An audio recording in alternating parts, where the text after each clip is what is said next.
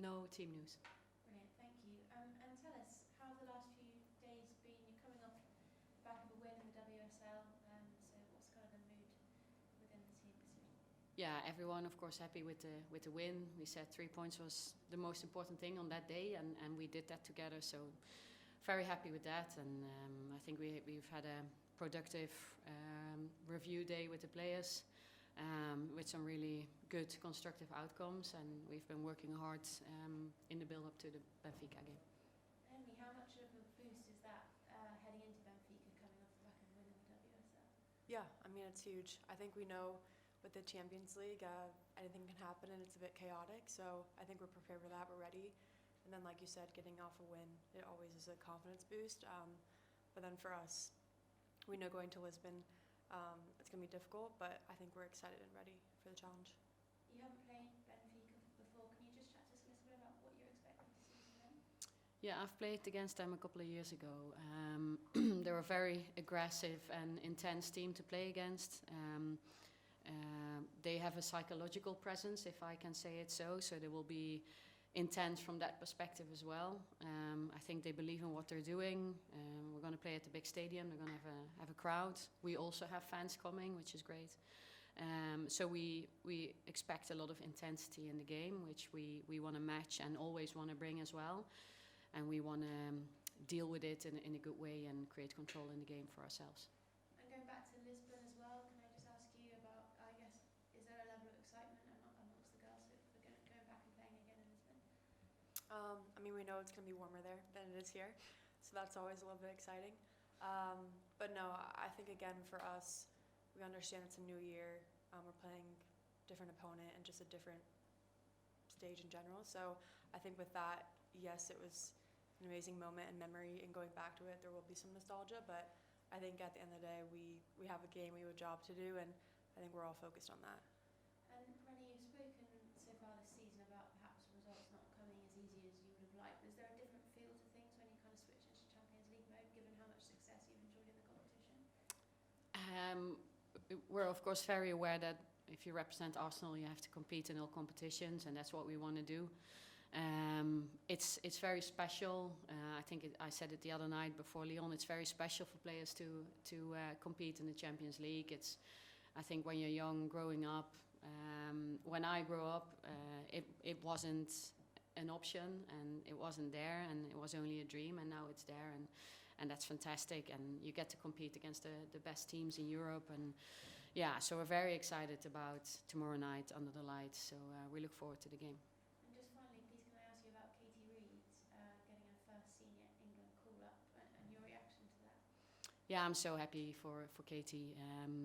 She's a young player, but she's also very mature in a way, and she has a growth mindset. She wants to learn every day. Very humble, very hardworking, and she has a lot of qualities that we see that are very valuable to us, Arsenal, and I think England has seen it, and she should be very proud, and we are very proud as a club because she's gone all the way through the academy, that she now got her first senior call-up.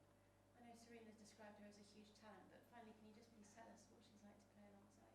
Yeah, I mean, it's a joy to play next to her. So easy, just in the sense that she does her role so well. It makes my job easier, and exactly like Renee said, I think she just has so many capabilities and strengths, and defensively and in the attack, in terms of her composure and ball control.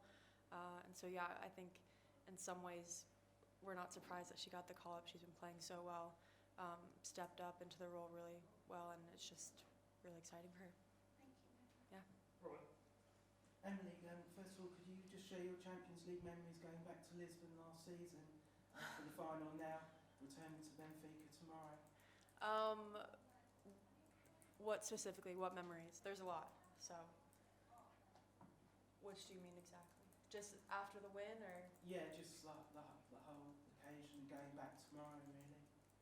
Yeah. I mean, last year, after we won, I remember like my family was there, so it was really cool to have all the family, and thanking the fans, all the fans that came to help celebrate with us. So yeah, again, I think there is going to be a little bit of nostalgia in terms of being back in Lisbon. But again, you know, we have a game to play, opponent, and last game in terms of going to the international break.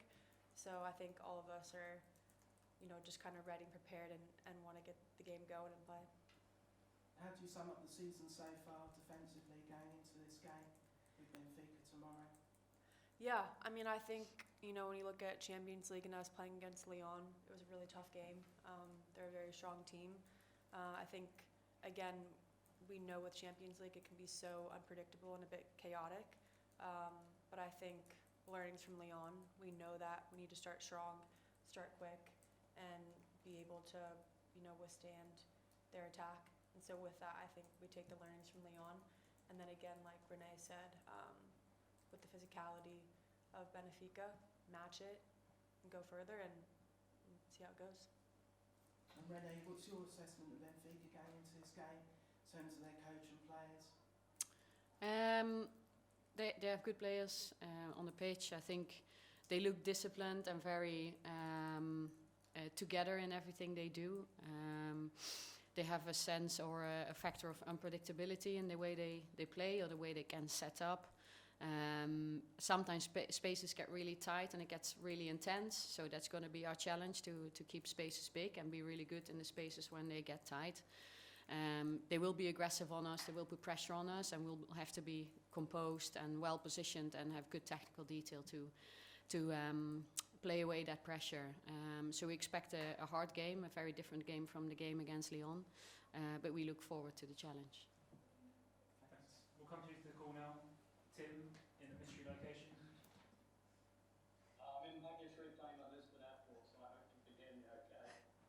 I'll keep it to one question. Renee, you said after the game on Sunday that you'd spoken to the players about, to paraphrase, kind of not passing backwards so much and maybe not putting the team under pressure in those situations that have been tricky recently. And I'm fascinated to know whether you consider that a kind of interim measure, just because Sunday was all about the result and you wanted to limit the opportunity to make mistakes, or whether you consider that more of a medium-term way to go forward with the team.